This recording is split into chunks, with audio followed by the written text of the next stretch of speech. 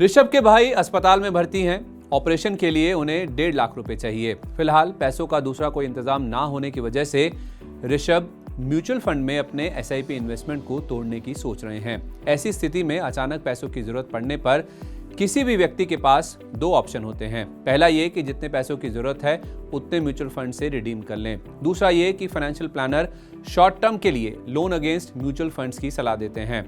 Loan against mutual fund में आप mutual fund unit को बैंक या NBFC के पास कोलेटरल यानी सिक्योरिटी के तौर पर रखकर उधार लेते हैं।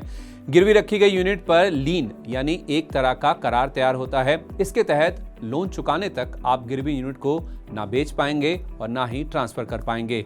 सिक्योर लोन होने की वजह से लोन अगेंस्ट म्यूचुअल फंड की ब्याज दर पर्सनल लोन और क्रेडिट कार्ड लोन जैसे अनसिक्योर्ड लोन से कम है।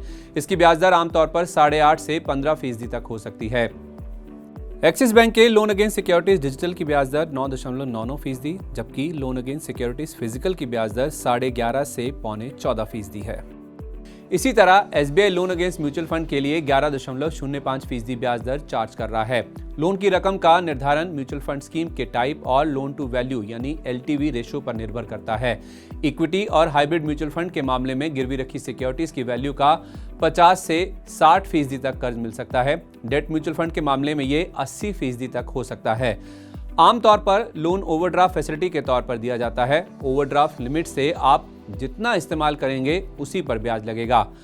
अब ये जानते हैं कि म्यूचुअल फंड पर लोन लेने के फायदे क्या हैं। पहला फायदा तो ये है कि बिना यूनिट बेचे आपको अपनी जरूरत के समय पैसे मिल जाते हैं। दूसरा फायदा है कि म्यूचुअल फंड में निवेश बने रहने की वजह से आप रिटर्न कमाते रहते हैं। तीसरा, आपके लॉन्ग टर्म फाइनेंशियल गोल पूरा होने में रुकावट नहीं आती है। कई नॉन बैंकिंग फाइनेंस कंपनियां हैं जो वेबसाइट के जरिए पेपरलेस फॉर्मेट यानी मामूली पेपर वर्क के साथ लोन ऑफर करती हैं। लोन अप्लाई करने पर finance company mutual fund registrar camps या कार्वी से गिरवी रखी यूनिट पर लीन बनाने के लिए कहेगी।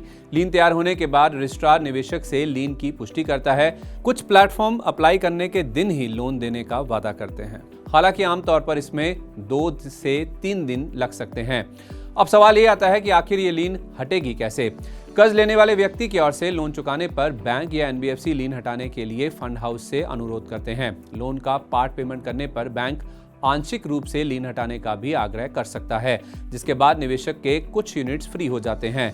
अगर आप लोन चुकाने में डिफॉल्ट करते हैं तो बैंक के पास यह अधिकार है कि वो गिरवी रखी म्यूचुअल फंड यूनिट्स को रिडीम करके कर्ज की रकम को वसूल सकता है। अगर आपको कुछ समय यानी 3 महीने से 1 साल तक के लिए पैसों की जरूरत है और लोन की रकम ज्यादा बड़ी नहीं है तो म्यूचुअल फंड से पैसा रिडीम करने के बजाय लोन अगेंस्ट म्यूचुअल फंड ले सकते हैं। म्यूचुअल फंड से लोन लेने या बेचने की नौबत ना आए, इसके लिए इमरजेंसी फंड जरूर बनाएं। इमरजेंसी फंड में कम से कम 3 से 6 महीने के जरूरी खर्च के बराबर पैसे रखें ताकि इमरजेंसी में लोन ना लेना पड़े।